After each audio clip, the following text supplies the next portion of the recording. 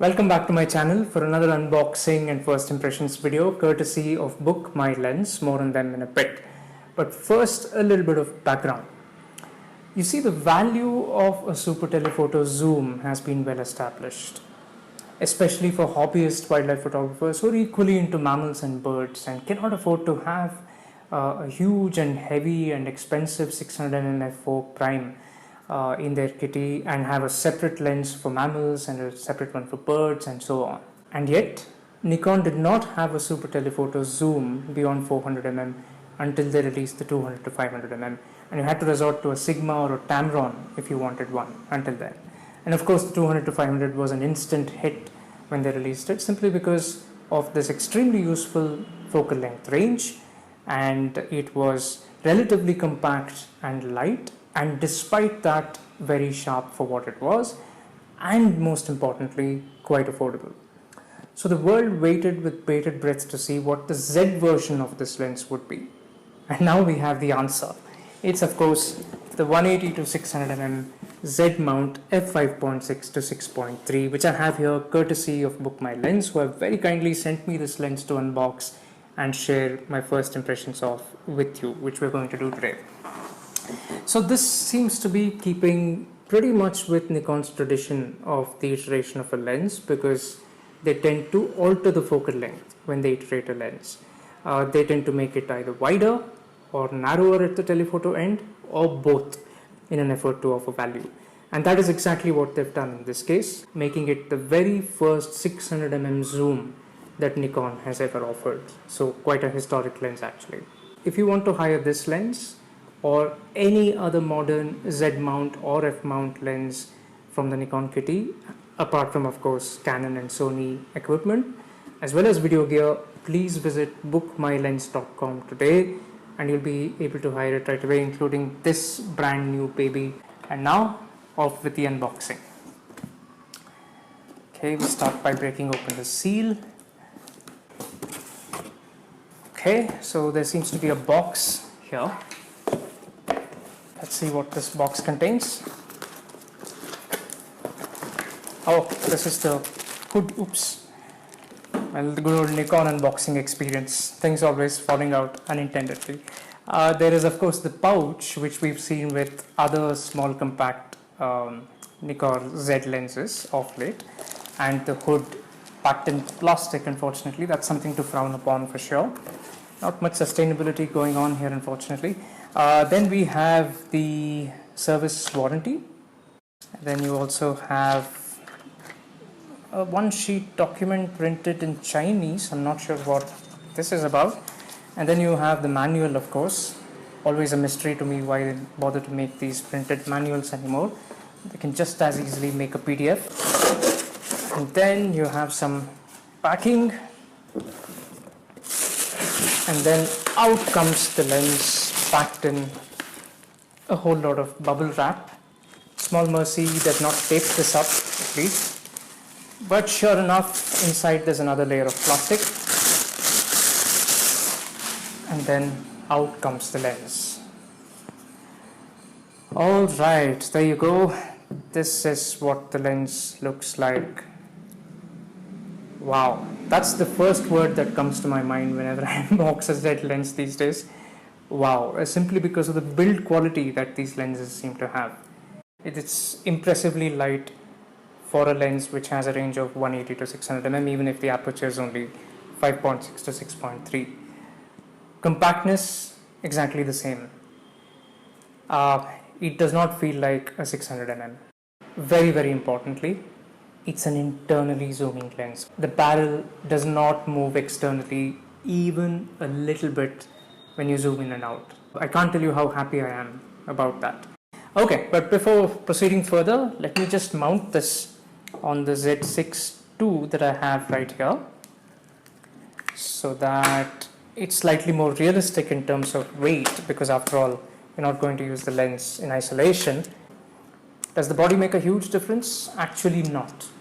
Of course, it's a different matter that it's just the Z6 II I have here. If you put a Z8 or of course a Z9, it's going to be significantly more different. But nevertheless, assuming that most customers of this lens are likely to have a compact mirrorless body and not the flagship Z9, I think it's reasonable to say that the combination is actually very, very hand-holdable. And some statistics for comparison, I think it's about 2.2 kilos, including the tripod collar and the hood, which compares very, very favorably with the Sony 200 to 600, for instance. It's actually lighter than that. Let me just mount the hood to see what it looks like. Okay, so it's your good old twist-on hood without a separate screw. So this is what it looks like with the hood, and very hard to guess that it's a 600mm. Okay, so let's start from the front. So there is this short knurled front element and nothing remarkable about it, and the filter size seems to be 95 millimeters. Then of course you have the function buttons, which we have seen in pretty much all the latest Z telephoto lenses. The zoom ring is next, and I think it's wide enough, very comfortable to hold and twist. The weight of the zoom action, I think, is quite nice. Might loosen up a bit over time, but nothing to complain about really. Even small movements I am able to make without much fuss and fairly smoothly. This of course is extremely important in the video era, because you don't want those old plasticky, jerky rings which don't let you make smooth transitions for video. So this is quite nice, and of course there is no creep. It pretty much stays where you leave it. It's tight enough for that, and yet loose enough to be turned without any jerky movements. And the twist range is the most impressive of all. I think it's no more than about 180 degrees from 180 mm all the way to 600 mm, which is truly impressive. I don't see a zoom lock here, but I don't think it needs one because of what I just said. Then of course there's a little bit of empty space here, and then comes the focus ring, which I have to say is not very generous at all, and this is again keeping with Nikon's trend. Perhaps it's been done to keep the size of the lens as small as possible, which I understand, but nevertheless I would definitely prefer a broader focus ring. But the most important thing about the focus ring here with this lens is that it does not have a separate function ring, unlike some of the other latest Z telephoto lenses, which have a separate function ring along with this focus ring in order to help you control certain things like aperture or exposure compensation or ISO, what have you. This lens does not have that, which means Nikon has consequently enabled the focus ring itself to be programmed as a function ring.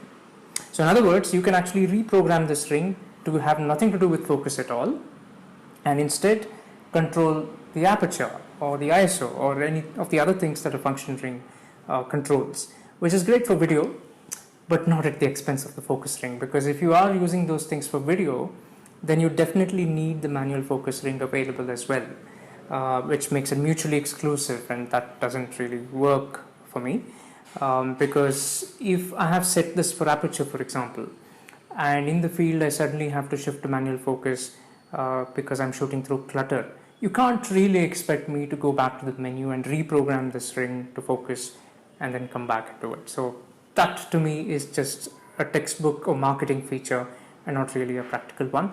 I really do ardently wish that this were a little wider, but nevertheless the action is absolutely flawless, as is the case with all the recent Z telephoto lenses that we've tested. It's very, very smooth, beautifully damped, and it feels solid. The knurling is fantastic and on point, and it's very different from the zoom ring, so that you will never confuse it, even if you're not looking at it. And so overall, well done in terms of the build and construction. Behind that, of course, you have the labeling. It just says Nikon 180 to 600, 5.6 to 6.3. Importantly, this is not an S lens, where S sort of denotes the top of the line, luxury, no holds barred, no compromises line of Nikon telephoto or Nikon Z lenses. So this is not an S lens, but that really doesn't matter to me because it's built as well. The switch panel is exceedingly simple, as is the trend with Z lenses. You only have an autofocus manual focus toggle, and then of course you have the focus limiter, which goes from infinity to 6 meter. Speaking of which, the minimum focus distance of this lens is truly impressive. It's just a staggering 1.3 meters, which is like 4.26 feet, which is phenomenal for a 600mm lens, because at that point you're basically taking macro images. So that is something I think can be exploited to beautiful effect. Hugely impressive. Well done, Nikon.